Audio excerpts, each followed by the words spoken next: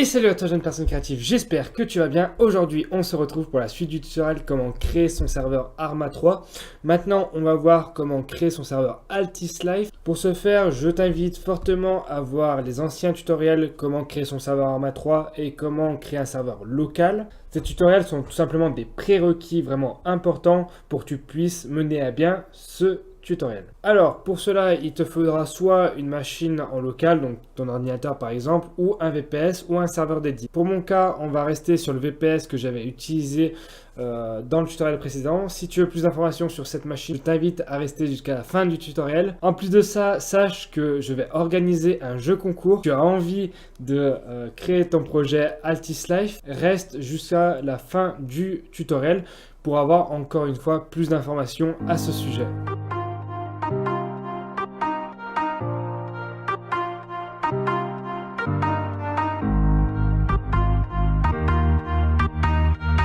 On se retrouve sur la machine, donc mon serveur Arma 3 se trouve dans ce fichier là. On va maintenant installer les prérequis pour créer notre serveur Altis Life. Alors un site hyper important pour mener à bien ce processus de création de serveur Altis Life, c'est de bien enregistrer le site Altis Life RPG, qui est en fait un site anglo-saxon qui te propose des fichiers, notamment les fichiers sources pour la création de ton serveur Altis Life. Sur ce site en fait qui est tout simplement un forum, tu as du coup pas mal d'informations. Si tu as des bugs, tu peux directement contacter les gens qui sont sur ce forum pour essayer de voir s'ils peuvent t'aider. Sinon il y a aussi Altis Dev en communauté francophone qui est là aussi pour aider les gens qui ont des difficultés. Ici donc tu pourras trouver tout simplement les fichiers pour EXTDB2 ou EXTDB3 et aussi les fichiers sources. Avant toute chose, on va installer un fichier qui te permette de créer une base de données. Je peux comprendre que beaucoup d'entre vous ont des préférences pour certains logiciels qui peuvent avoir cette fonctionnalité. Moi, pour ma part, je vais choisir Xampp, car j'ai toujours travaillé avec celui-ci. Si tu ne sais pas comment installer Xampp, je t'invite à regarder le tutoriel créer un serveur en local. Et si tu as envie d'utiliser un autre logiciel, c'est ton choix. Et puis, au final, le plus important, c'est d'avoir une base de données. Maintenant que tu as enfin téléchargé et installé le logiciel qui te permettra d'avoir une base de données, il faut maintenant télécharger les prérequis pour en fait tout simplement créer ton serveur Altis Life. Du coup, on va prendre la version par exemple 4.4 R4 et donc vous avez en fait tous les fichiers nécessaires pour la création de ton serveur. Alors, la première des choses que nous allons faire, c'est télécharger la base de données altislife.sql. Il faut tout simplement ouvrir maintenant le fichier que tu as téléchargé, donc altislife.sql, et l'ouvrir avec un éditeur de texte. Pour ma part, j'ai pris Notepad++, après là aussi, c'est à toi de voir. Ce qu'on va faire en fait, c'est vérifier que tout soit bien au bon endroit. C'est-à-dire qu'on doit vérifier en fait que l'utilisateur est bon, donc dans notre cas, root, effectivement, c'est bon, et que ce soit bien en localhost. Certains d'entre vous auront peut-être un problème avec, ici par exemple, Arma 3, ou un autre nom, voilà. N'oubliez pas de mettre root puisque par défaut le nom d'utilisateur de la base de données c'est root. Après si vous créez une base de données un peu différente avec un utilisateur différent, et vous pouvez là aussi le modifier, c'est à vous de voir. Alors là nous allons tout simplement accéder à notre base de données, donc phpMyAdmin en localhost. Il va falloir aller dans base de données et créer une nouvelle base de données. Pour ma part, je vais l'appeler Altis Life. Voilà, faire créer. Et en fait, je vais faire importer et choisir la base de données qu'on a téléchargée au préalable. On fait du coup exécuter et l'importation ne devrait pas être longue, voilà, parce que le fichier est simple. Dedans la base de données, vous allez avoir par le futur les utilisateurs de votre serveur, donc les joueurs, les gangs, donc c'est ce qu'on peut créer en fait en échange d'argent, vous savez, avec l'HUD.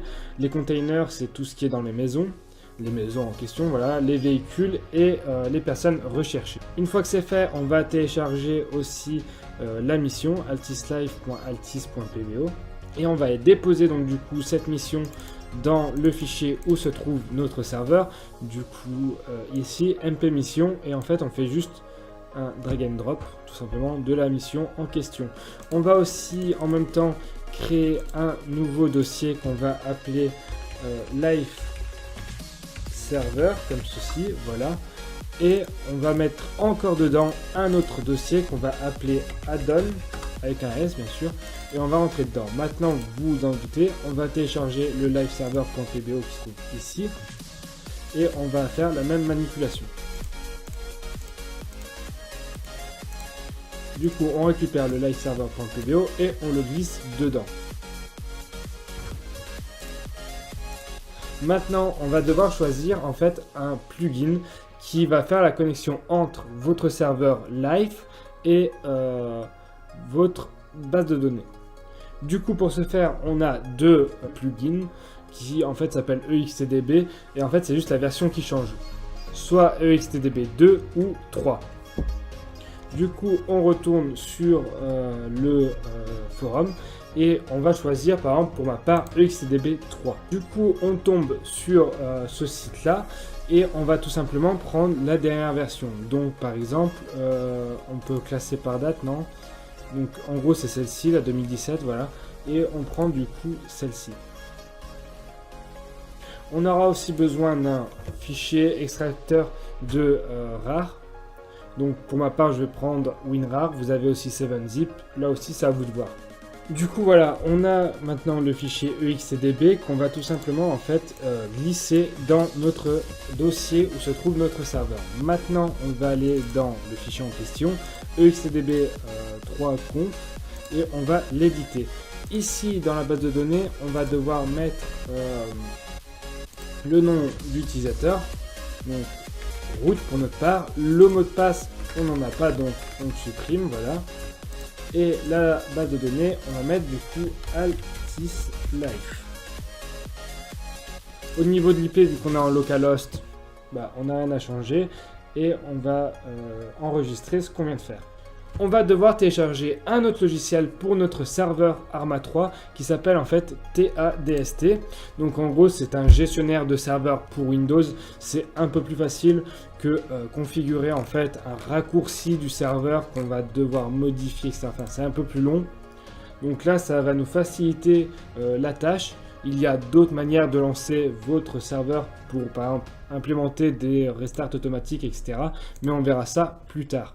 Du coup, on récupère en fait tout simplement le tadst.exe et on va tout simplement le mettre dans le même dossier que notre serveur. On va exécuter du coup le logiciel et voilà à quoi il ressemble. On va mettre le nom de notre serveur, donc du coup pour moi ce sera YourDev par exemple, qui est mon entreprise de création de serveurs Arma 3 AltisLife. Si vous ne connaissez pas, il y a un code promo dans la description. En fait, YourDev vous assiste dans la création de votre serveur, mais pas que, nous vous assistons vraiment dans toute l'aventure de votre serveur, puisque nous vous conseillons au niveau de la création de celui-ci, comment avoir une certaine communauté, une certaine renommée, et nous vous permettons en fonction de votre budget mensuel de choisir certaines offres qui peuvent vous correspondre. Du coup n'hésitez pas à regarder, c'est yourdev.fr tout simplement. Le port on va pas le modifier. Au niveau du max player on va laisser 10, voilà.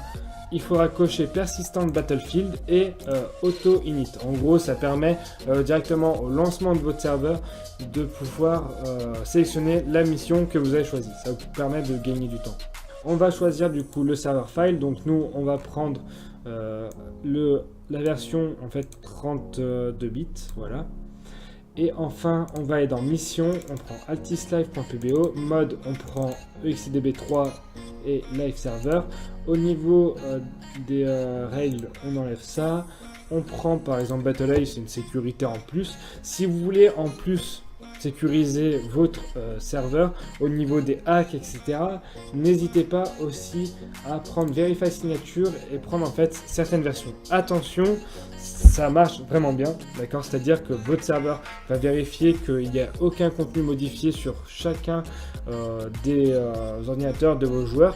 Malheureusement, les personnes ayant une petite configuration ne pourront pas rejoindre votre serveur. Voilà, donc c'est une sécurité, mais du coup, vous empêchez certaines personnes personnes de pouvoir jouer sur votre serveur.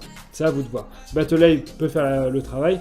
Il y a beaucoup d'autres anti-cheats assez connus qui peuvent aussi faire le travail. Après, voilà, c'est à vous de voir. D'autres serveurs peuvent choisir par exemple de mettre une whitelist. C'est un bon principe. Mais attention là aussi aux joueurs que vous sélectionnez. Ça ne reste que mon avis, d'accord, mais je préfère avoir un serveur avec peu de joueurs, mais des joueurs qualifiés qui ont envie de jouer sur un serveur plutôt RP pour ma part, plutôt qu'un serveur surpeuplé où c'est un peu... Voilà, après c'est vous en tant que créateur de serveur de voir ce que vous voulez faire ou pas. Du coup, une fois que ça c'est fait, on fait sauvegarder pour éviter de refaire à chaque fois la même chose et on fait launch.